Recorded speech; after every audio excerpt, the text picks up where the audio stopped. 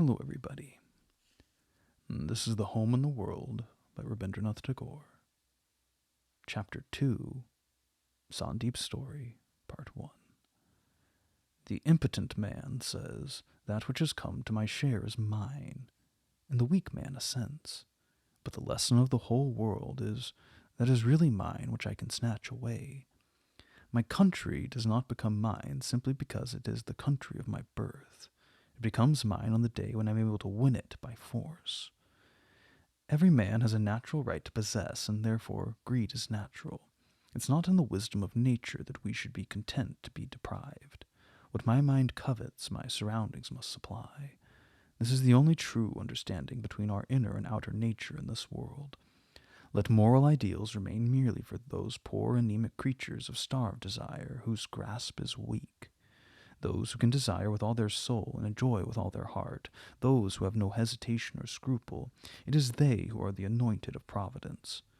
Nature spreads out her richest and loveliest treasures for their benefit. They swim across streams, leap over walls, kick open doors to help themselves to whatever is worth taking. In such a getting one can rejoice. Such resting as this gives value to the thing taken.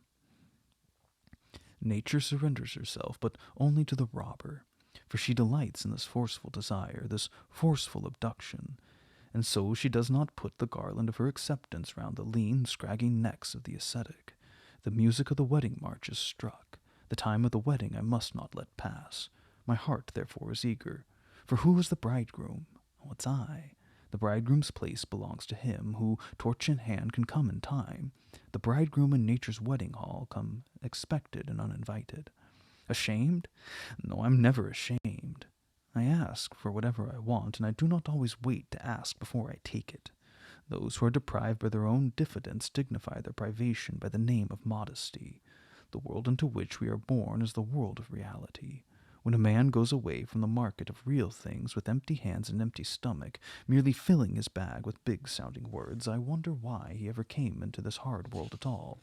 Did these men get their appointment from the epicures of the religious world to play set tunes on sweet pious texts in the pleasure garden where blossom airy nothings? I neither affect those tunes, nor do I find any sustenance in those blossoms.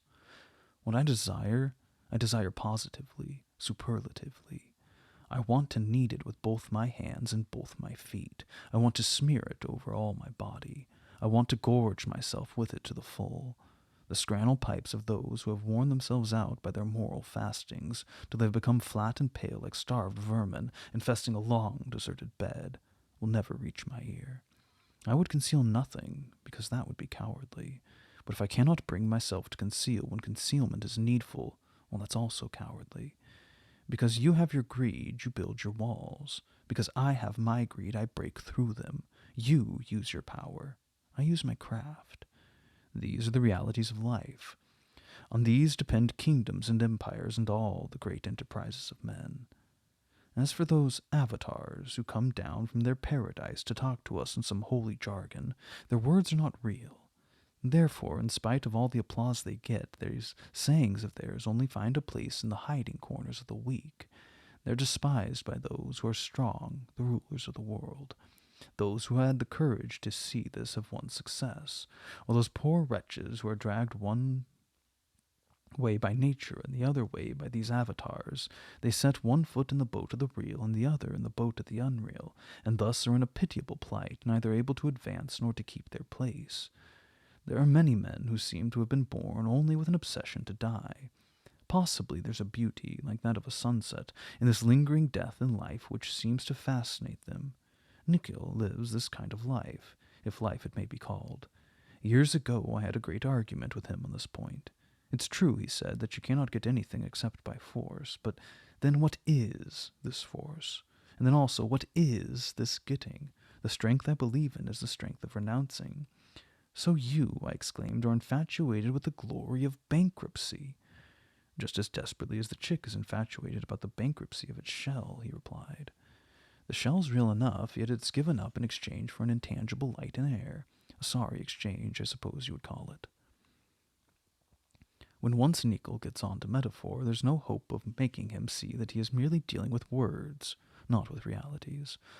Well, well, let him be happy with his metaphors. We are the flesh-eaters of the world.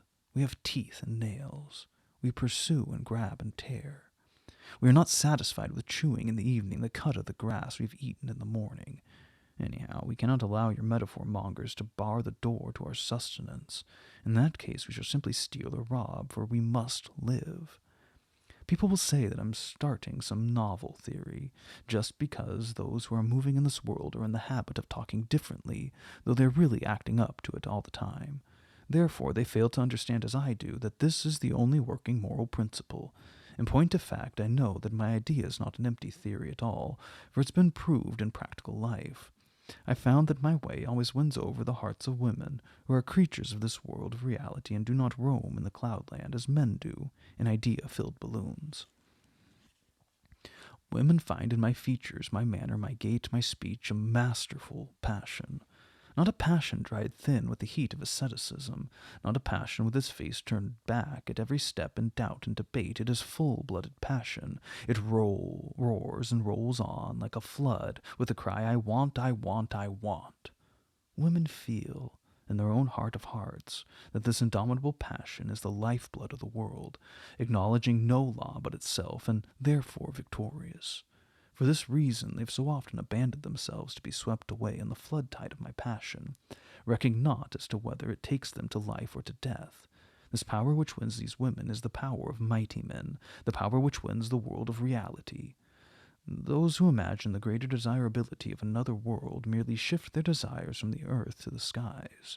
It remains to be seen how high their gushing fountain will play, and for how long. But this much is certain. Women were not created for these pale creatures, these lotus-eaters of idealism. Affinity! When it suited my need, I've often said that God's created special pairs of men and women, and that the union of such is the only legitimate union, higher than all unions made by law. The reason of it is that though man wants to follow nature, he can find no pleasure in it unless he screens himself with some phrase, and that's why this world's so overflowing with lies. Affinity? Why should there be only one? There may be affinity with thousands. It was never in my agreement with nature that I should overlook all the innumerable affinities for the sake of only one. I've discovered many in my own life up to now, yet that has not closed the door to one more, and that one is clearly visible to my eyes. She also discovered her own affinity to me. And then? Then if I do not win, I'm a coward.